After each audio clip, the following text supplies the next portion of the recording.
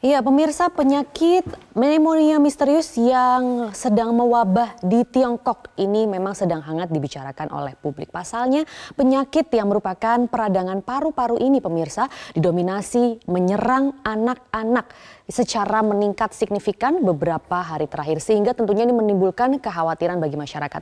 Berikut pemirsa, kami akan tampilkan sejumlah data dan juga analisa dalam fact check atau at large berikut ini mengenai virus pneumonia misterius asal Tiongkok. Kita akan melihat pemirsa di infografis berikutnya bahwa sebenarnya apa itu pneumonia misterius. Jadi menurut Organisasi Kesehatan Dunia atau WHO, penyebab utama dari pneumonia misterius ini di Tiongkok adalah Mycoplasma pneumoniae, yaitu adalah sebuah bakteri di sini ya yang menginfeksi paru-paru dan menular melalui droplets.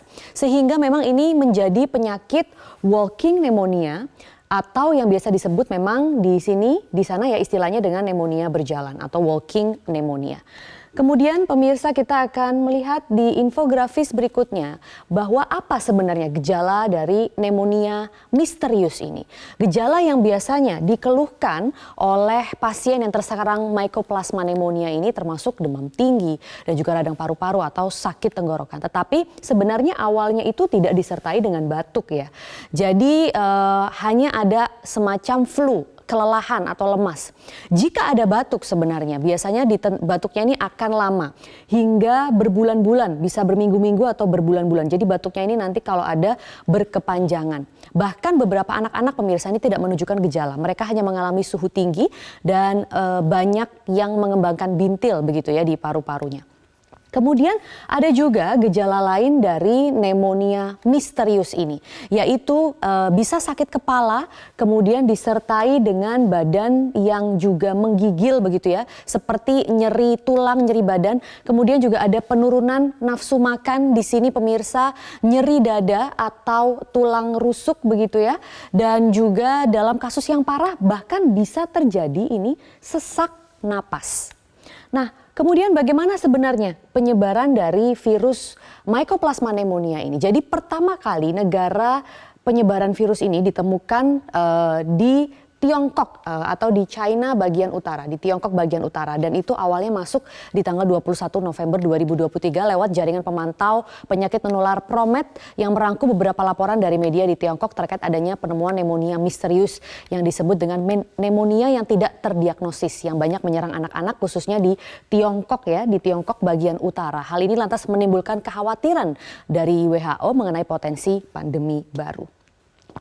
Kemudian kita akan melihat jumlah negara yang sudah terjangkit. Nah, ini sudah mulai meresahkan memang karena ternyata sudah tidak hanya di Tiongkok saja tapi sudah mulai terdeteksi pemirsa, terdeteksi di Eropa. Seperti lonjakan kasus pneumonia di kalangan anak-anak ini mulai terdeteksi di Denmark dan juga di Belanda begitu. Bahkan kejadian tersebut ini mencerminkan lonjakan serupa seperti yang ada di Tiongkok. Pakar kesehatan Belanda mengatakan kasus mulai melonjak pada Agustus 2023.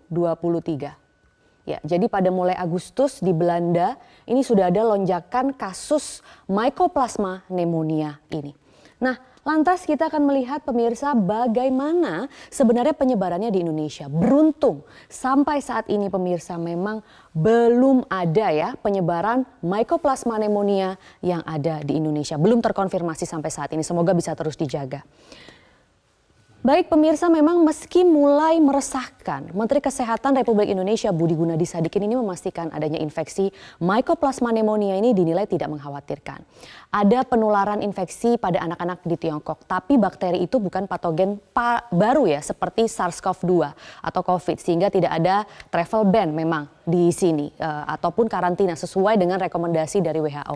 Hanya memang pemerintah Indonesia ini menerbitkan yang pertama ada surat edaran ya. Ini surat edarannya memang tentang kewaspadaan mengenai penyakit Mycoplasma pneumonia ini atau penyakit pneumonia misterius ini, dan surat kesehatan ini ditujukan kepada dinas provinsi begitu ya, dan juga tenaga-tenaga kesehatan yang ada di daerah dan juga yang ada di puskesmas. Kemudian Kemenkes Republik Indonesia juga telah membuat surveillance untuk mengamati tren penyakit pneumonia misterius ini. Dan juga yang paling penting adalah terus menghimbau untuk hidup bersih, dan sehat serta tidak lupa melakukan vaksinasi karena memang sudah ada vaksinasi flu ya yang juga salah satunya untuk mencegah adanya virus turunan flu yang baru seperti virus Mycoplasma pneumonia ini.